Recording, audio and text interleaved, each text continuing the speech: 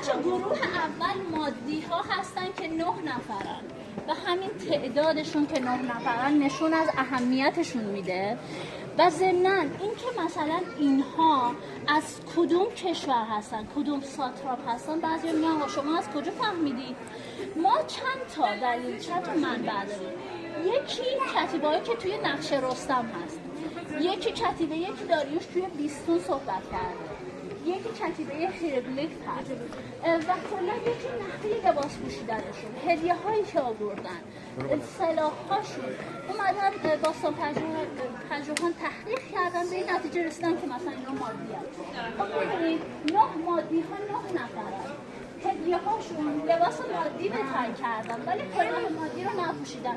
یه دستان هیچگری که گردنشون رو پوشونده، تیغ مادی دارن که در نیام هست، کاسه ها و در واقع جام های بسیار زیبایی داریم، بازوبند های شاهی.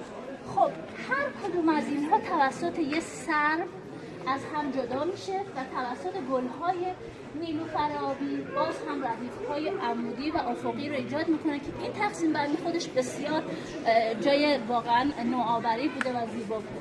گروه بعدی تشریف بیارید.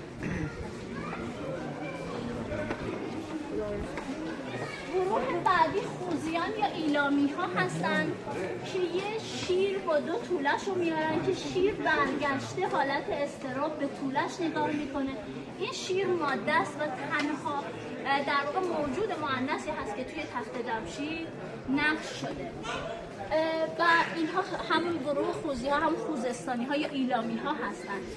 گروه بعدی گروه مادی ها هستن، گروه ارمنی ها هستن، ببخشید که 3 نفرن. نگاه کنید این واقعا خیلی زیبا نقش شده که بسیار هم سالم مونده.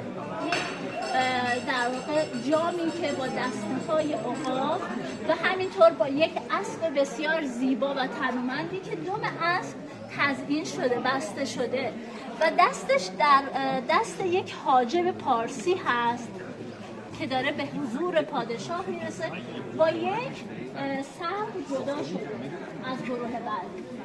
گروه بعدی ما هراتیان هستن. بالا رو نگاه کنید، هراتیان هستن که شتر 2 کوهانه میارن. گروه بعدی بابلیان هستن که گاو 2 کوهانه میارن.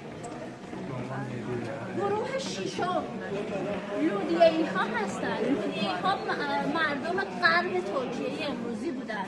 نگاه کنید، توجه کنید به کلاهشون، کلاههای نوک‌تیز و چکمه های نوکش برآمده است بیشتر و یک نریان با یک عرابه که 2 نریان اونه داره حمل میکنه آوردن برای هدیه. همینطور بازوبندهای برای پادشاه به هدیه آوردن و جامهای بسیار زیبا. دستشون در یک حاجب پارسیه. خب اینا گروه 6 بودن. گروه 7 گروه 7 رخجی های افغانستان هست. رخجی های افغانستان که شتر 2 کوهانه میارن. گروه 8 آشوریان بین النهرین هستند. آشوریان بین النهرین 2 قوچ پروار بزرگ. یکی از نقش‌های بسیار زیبای هخامنشی رو اینجا می‌بینید.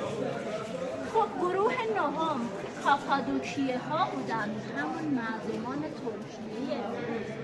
کاپادوکیه ها شما مشاهده می‌کنید که باز دستار و اسب می‌دارن. گروه 10 که بالا نقش شده و خیلی ویران شده مصری ها هستن. نگاه کنید، مصری ها دیدین که لباس هایی که می‌پوشیدن یه حاشیه داشت. الان حاشیه‌اش رو می‌بینید. یک باز هم اصل نیرومند آوردن، متاسفانه پاک شده. گروه 11 بلخیان هستن. گروه 11 بلخیان هستن. گروه 12 ایونیه‌ای ها هستن که حالت پشم های آوردن که گرد هم هست. میبینید؟